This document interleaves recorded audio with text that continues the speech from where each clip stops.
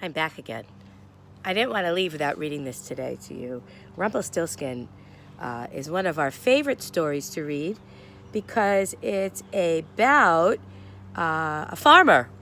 And the farmer didn't have a lot of money, so we could say that he was poor. And a lot of people say that that means he didn't have anything to make him feel happy. And some people say he's sad. He didn't have a lot of food, right? So he didn't have lots of money. But the opposite of that was the king, who was very greedy because he had too many things. So he was greedy in this book.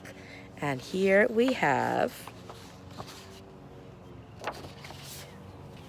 the story of Rumplestiltskin. Okay, so once upon a time, there was a poor miller whose only treasure was his beautiful daughter.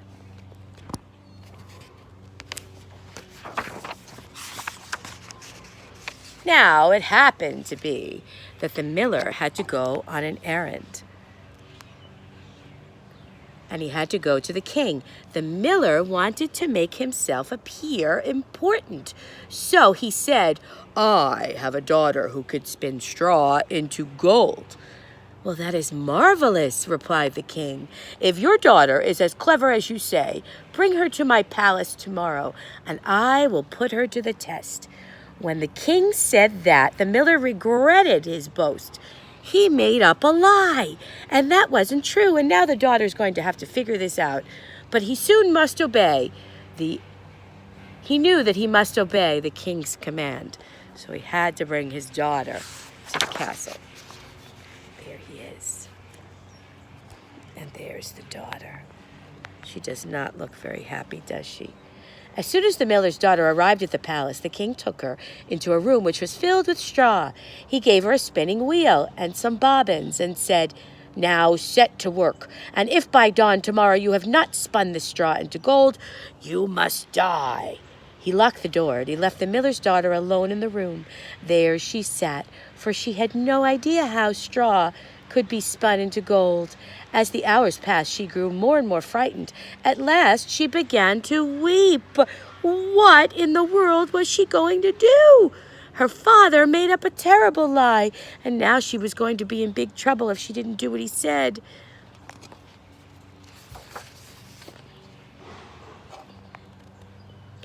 All at once, the door opened, and in came a little man. "Good evening," he said. "Well, why are you crying so?" "Alas," answered the girl, "I have to spin the straw into gold, and I do not know how to do it," she said. She's crying and very sad.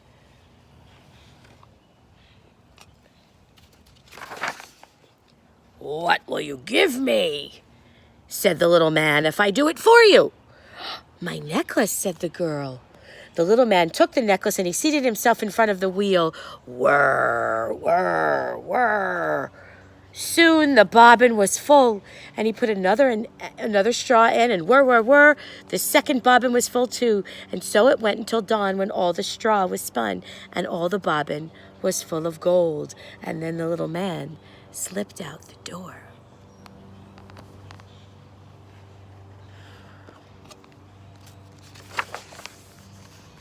When the king arrived the next morning, and he saw the gold, he was astonished and delighted, but his heart only became more greedy.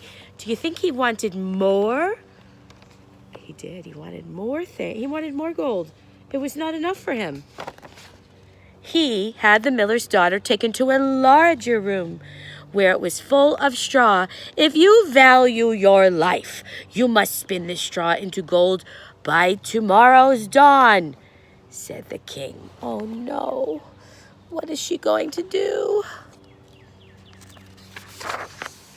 The miller's daughter looked at the pile of straw and began to cry. Just then the door opened and the little man appeared again. "What will you give me," said the little man, "if I spin the straw into gold for you?" "I will give you the ring on my finger," answered the girl. The little man took the ring and began to turn the wheel again. By next morning, he'd spun all the straw into glittering gold.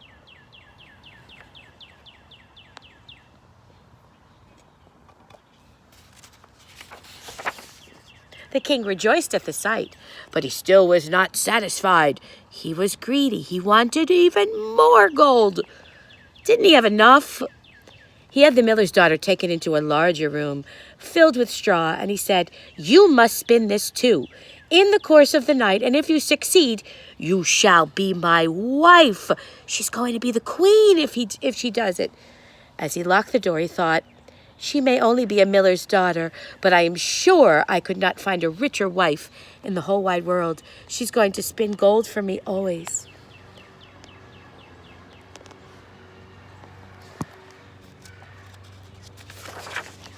When the girl was alone, the little man appeared again. "What will you give me if I spin this straw for you now?"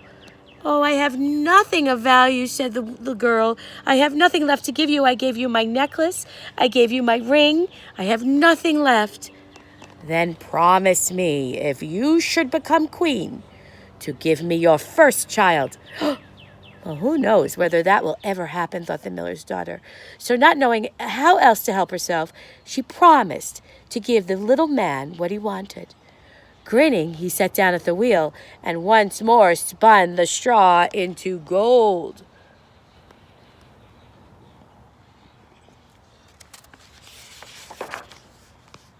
When the king came in the morning and he saw that the gold was all the straw was turned into gold, he arranged a big marriage, and the beautiful miller's daughter became the queen.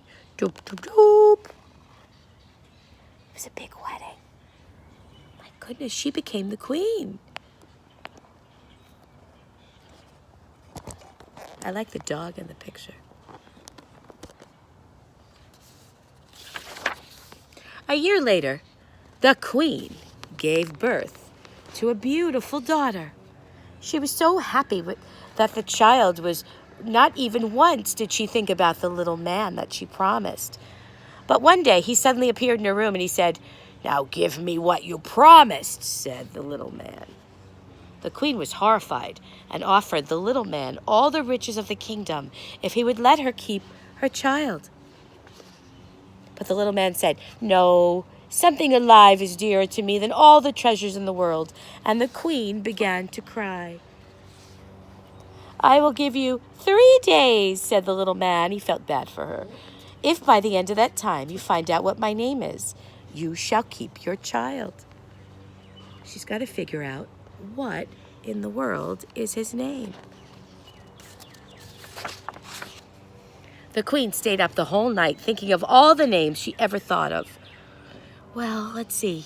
She sent a messenger out. When the little man came back to the palace the next day, the queen began with, "Casper. Is your name Casper?" "No." "Melchior?" "No." "Balthazar?" "No. That is not my name." On the second day, the queen learned the names of everyone living near the palace.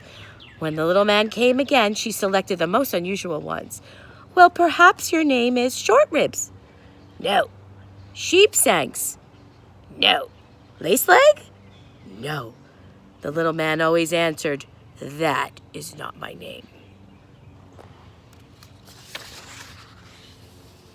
On the third day, the messenger returned and told the queen, "I'm sorry, I have not been able to find a single new name. But as I approached a high mountain at the end of the forest, I saw a very small house. Before the house was a fire burning, and round the fire was a little man jumping. He hopped first on one leg and then on the other, and he shouted, 'Today I brew, tomorrow I bake, the next day the young queen's child I'll take. Soon far and wide will spread the fame that Rumplestiltskin is his name.'" Rumplestiltskin, he thought. How glad the queen was when she heard the messenger's story. She repeated the name Rumplestiltskin over and over again so she would not forget it. Soon afterward, the little man came in, and he asked, "Now, queen, what is my name?" Is it Conrad?" "No." "Is it Harry?" "No." "Then perhaps your name is Rumplestiltskin?" "The devil told you that! The devil told you that!" cried the little man. In his rage, he stamped his foot right into the ground so hard that he sank to his waist, and then he stamped his foot so hard that he disappeared. The earth fell on top of him, and Rumpelstiltskin was never found again. That was the end. Wow. There he is, Rumpelstiltskin. She did not want to give away her baby. No. Wow. What a terrific story. Well, thank you for listening. I hope you're having a lovely time at your families, and I can't wait to see you all. I'll see you soon. I miss you and I love you. Bye.